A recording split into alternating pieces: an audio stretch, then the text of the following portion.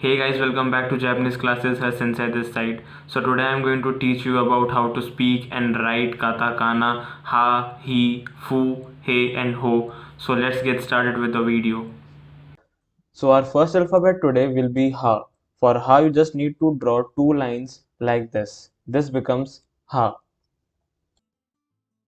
For He, you just need to draw a small line then a curve. This becomes He. Fu is simply a straight line and a drop down. For He, you just need to go up and down like this. This becomes He. The last alphabet for today is Ho. For Ho, you just need to draw a sleeping line followed by a standing line and then two cuts.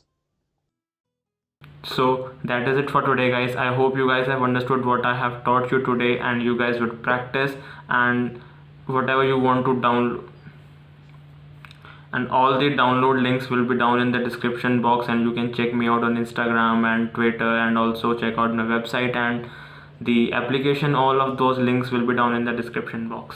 Bye.